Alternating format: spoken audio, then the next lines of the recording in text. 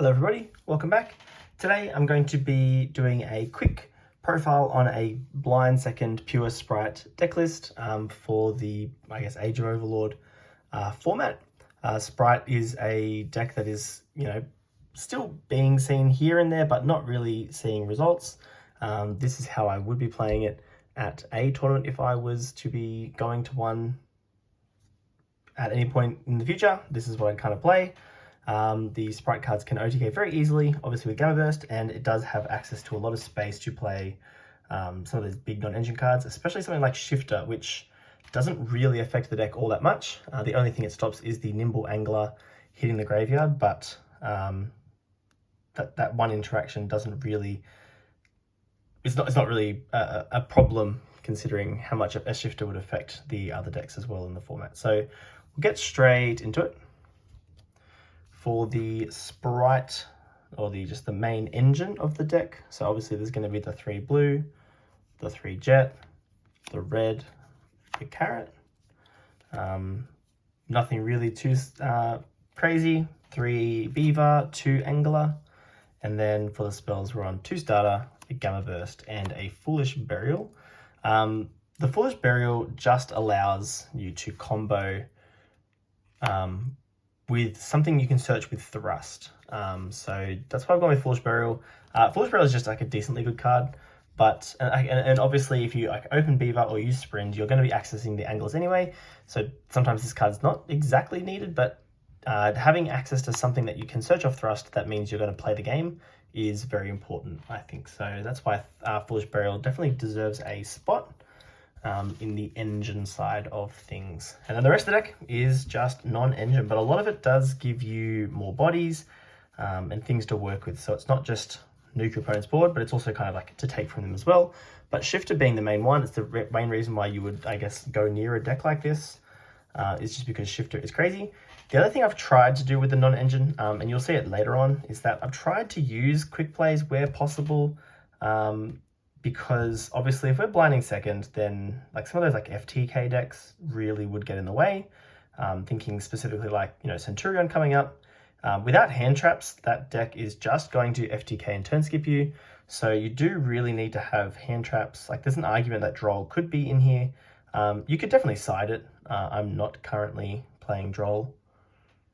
And I haven't got a side deck for this list either. So Droll is definitely something that you would side deck for sure. Then playing through Fenrir, it definitely seems a bit more low impact compared to something like non-engine you could play. But Fenrir does give you a body.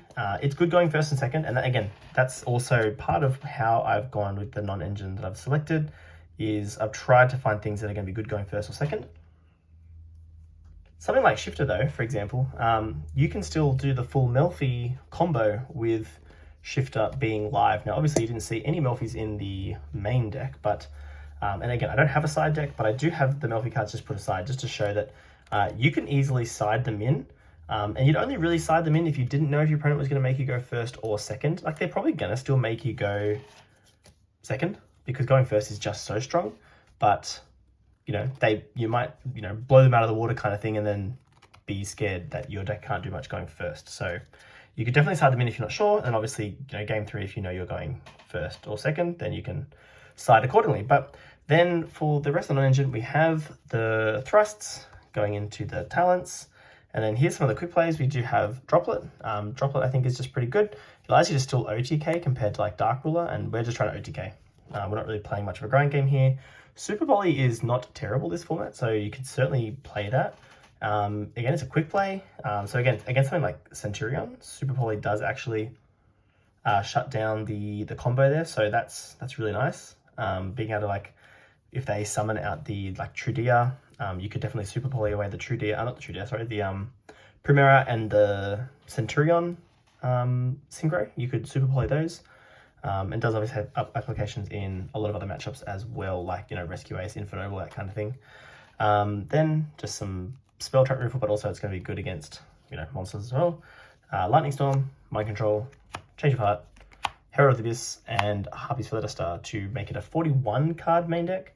Obviously the non-engine, of course, is changeable based on what the format's going to show.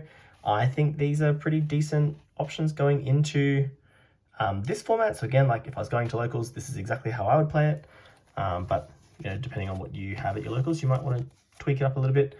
Like if everyone plays shifter decks, maybe you don't play shifter, but yeah. The extra deck, we've got 2 Gigantic Spright. Again, we're not really trying to grind with our opponent, so 2 is fine. Onibimaru is good for spot removal. Ninja can just close out games out of the blue. Like I said, we are still playing the Melfies, so you don't have to play these, but I've got them in here just as like the kind of catch if we need to. I've opted for Typhon. I have never been a fan of Zeus in Spright. It's just never really worked out for me. I've played Spright a lot and could still probably count on one hand how many times I've summoned Zeus, but it's just maybe it just doesn't fit in the way that I kind of play Spright, maybe, I don't know. But I've put Typhon in there just because it's pretty good. Obviously we're blinding second, so it should always kind of be live. And then for the links, we have Sprint, we have SP, we have IP. IP is obviously just as like a going first thing, but SP obviously is crazy in a deck like this. Like you'd certainly argue playing 2. I think I know a lot of Spright lists would be playing 2. It's just that good, but like if we're blinding second, we could probably just get away with the 1. Dark and Nightmare Phoenix. I'm a huge fan of Phoenix and Cerberus, but I think Dark is just better. You end up with a lot of bodies from your opponent just with like the non-engine we have. So having Dark isn't terrible, being like Dark out something like your opponent's SP, depending on like what you've done to their board. Then we have 3 super poly targets. So I've got the Guilty Gift Read. Obviously this works with like SP and Baron, that's kind of nice. But then just the classic Garura and Mud Dragon. And then the last slot is Merry Melfies, but of course this could be Herald of the Arclight if you prefer. I've just opted for Merry Melfies, which is what I had quickly on hand. And then just as a really quick little side deck, just there's the Melfies and Smashes. You could just side these very easily, but obviously the side deck, you could do whatever you want with the side deck. I'm not going to do any kind of test hands. I think Spright is pretty much solved, right? If you're not sure about the combo, it's just, you know, Gigantic, Blue, Jet, Gamma Burst, OTK. It's very straightforward. Obviously use the non-engine to clear the board, but you're just, you know, using your bodies to get to a position where you just Gamma Burst OTK for game. But otherwise, like I said, I was trying to keep this one nice and quick. That is going to be just an update to my blind second Pure Spright deck list for post-AGOV Overlord. Thanks for watching.